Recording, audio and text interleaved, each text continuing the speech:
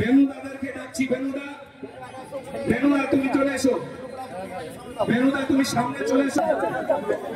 বেনুদা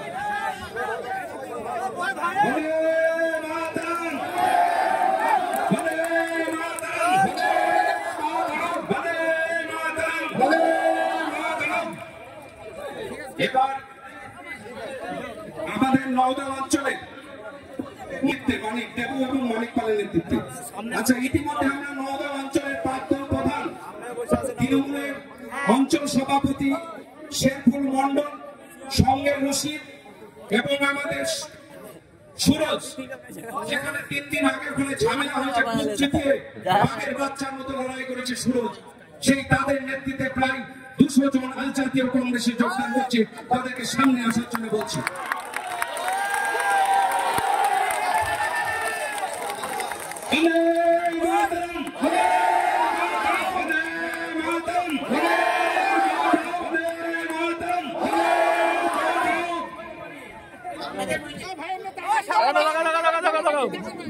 মণিকপাল, মণিকপাল,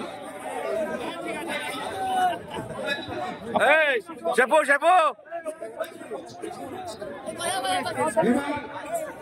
সৌরভ দত্ত এবং মণিকপাল, আমি লেট এসে দাদার হাত দিয়ে পতাকা তুলে নিবে।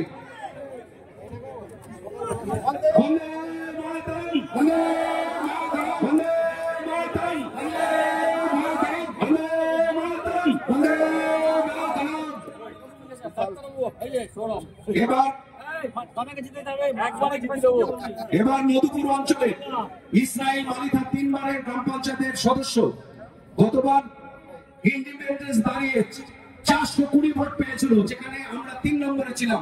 তার সমস্ত টিম 420 ভোট আজকে কিশোরীতলা গ্রামে ইসরাইল মোল্লা এবং মঞ্জু ভাইয়ের হাত ধরে তারা যোগদান করছে।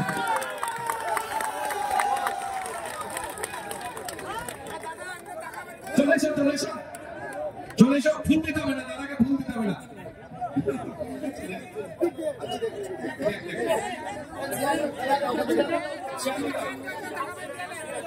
এই জনি যাওয়া একবার তাকাইও দেখি। একটা চেয়ার দাও ভাই, একটা চেয়ার দাও।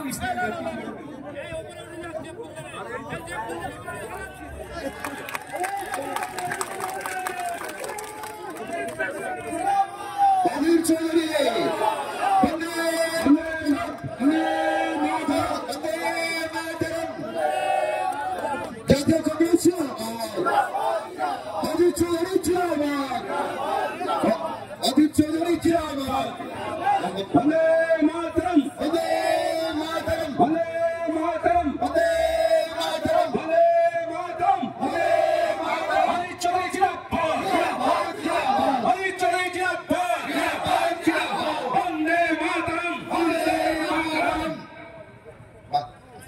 আজকের এই নির্বাচনী সভায় দাঁড়িয়ে আপনাদের উদ্দেশ্যে আমরা বলছি যে আমাদের গ্রাম পঞ্চায়েতের মেম্বার বাকবুল দাদাকে ঢোল দিয়ে বরণ করে নিচ্ছে।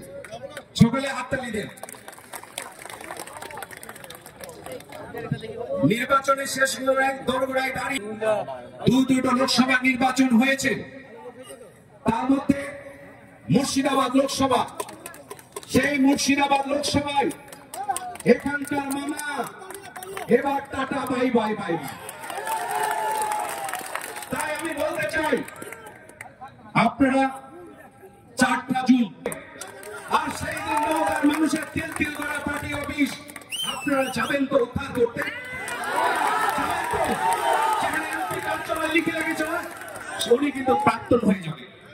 তাই আগামী দিন আমাদের লক্ষ্য থাকবে নওদার পার্টি অফিস, কংগ্রেসের পার্টি অফিস, নওদার মানুষের রক্তে করা পার্টি অফিস, সেই পার্টি অফিস আমরা কংগ্রেসের ঐক্যবদ্ধ শক্তিতে আমরা সেই দিন দখল নেব, শুধু সময়ের অপেক্ষা মাত্র। এবং আরেকটা কথা দিতে হবে, আমাদের প্রিয় নেতা অধীর চৌধুরী গঙ্গামা এসেছিল, আপনারা জানেন, সেখানে তার ভাগনা দাদাকে গোব্যাক দিয়েছিল। আমরা তাদেরকে গোয়া আউট করবো নওদা থেকে, আমরা করে দেখাবো। তাই আমরা বলতে চাই এবারের নির্বাচনে তৃণমূলের প্রার্থী ইউসুফ পাঠান, তিনি গুজরাটের মানুষ, গুজরাটে তৃণমূল পার্টি নাই, সেখানে কংগ্রেস এবং বিজেপি আছে। আপনারা ভালো করে ভাববেন, সেখানে তৃণমূল পার্টি নাই, কংগ্রেস এবং বিজেপি আছে। তাই আজকে শেষ লগ্নে দাঁড়িয়ে ইউসুফ পাঠান মানুষের সামনে খোলসা করেছে না বিজেপিকে ভোট দেবে। এখানে এসে তিনি বারবার মানুষের কাছে ভোট চাইছে। সেই ইউসুফ পাঠান আপনাদের সামনে একবার খোলসা করে বলেছে, সাংবাদিক সম্মেলনে বলেছে যে তিনি কংগ্রেসকে ভোট দেবে না বিজেপিকে ভোট দেবে। তাই ইউসুফ পাঠান হচ্ছে মোদির এজেন্ট। এই মোদির এজেন্টকে এখান থেকে তাড়াতে হবে। তাই এবারে মুর্শিদাবাদ জেলার মানুষ বলছে আবারও দাদাকে চাই। দাদা এবার হ্যাটট্রিক করে ইউসুফ পাঠান থেকে এখান থেকে গুজরাটের বড়দায় পাঠাবে, শুধু সময়ের অপেক্ষা মাত্র। তাই তৃণমূলকে আমরা একটা কথাই বলতে চাই, তুমি শুনলে হোগে তোমারি বাত, सिर्फ तुम्हारी बात नहीं चलेगी। तुम्हें गद्दारी, हमें दुश्मनी मंजूर है, गद्दारी नहीं। तुम्हें পিছন থেকে আরএসএস এর দালালি করবা আর অজিত চৌধুরীকে হারাবা। এই গদ্দারি চলক নওদার সাধারণ মানুষ আন্দোলনটা কিভাবে আমরা রুখে দাঁড়াবো। তাই আজকে নওদার আমরা গোডাউন থেকে মাল এনে তৃণমূলের যা ছিল অবশিষ্ট সবাইকে আমরা জয়েন করালাম। আগামী দিনে নওদা বিধানসভা থেকে আমরা 30,000 ভোটে তারাকে জয়যুক্ত করাবো। শুধু সময়ের অপেক্ষা মাত্র। আপনারা খালি বুথে রুখে দাঁড়াবেন, সকাল সকাল যাবেন, রক্তচক্ষু ত্যাগ করে। দুটো জায়গায় ভোট হয়েছে, আপনারা দেখবেন মুর্শিদাবাদের একটা বুথ দখল করতে পারেনি। দাদা বলেছে, তিনি যদি বলেছে তৃণমূল যদি একটা বুথ দখল করতে পারে রাজনীতি ছেড়ে দেব। তাই আমরাও বলছি দাদার কথা শুনে তৃণমূল যদি নওদা ব্লকে একটা বুথ দখল করতে পারে আমরা তার চোখ জবাব দিব। আর একটা কথা শুনে রাখেন, 10টা পশ্চিমবঙ্গের তৃতীয় নির্বাচনে 10টা সিটে ভোট হয়েছে, তৃণমূল কিন্তু একটাও পাচ্ছে না। লড়াইটা হচ্ছে কংগ্রেসের সাথে আর বিজেপির সাথে। তৃণমূল কিন্তু ছাগলের দ্বিতীয় বাচ্চা, শুধু সময়ের অপেক্ষা মাত্র। তাই আমি আমার বক্তব্য না রেখে আপনাদের সিপিএম নেতৃত্ব হরিয়ারপাড়া ব্লকের ইনচার্জ সাহেব এসেছেন, তাকে আমি সংক্ষিপ্ত বক্তব্য রাখার জন্য আমি আহ্বান করছি।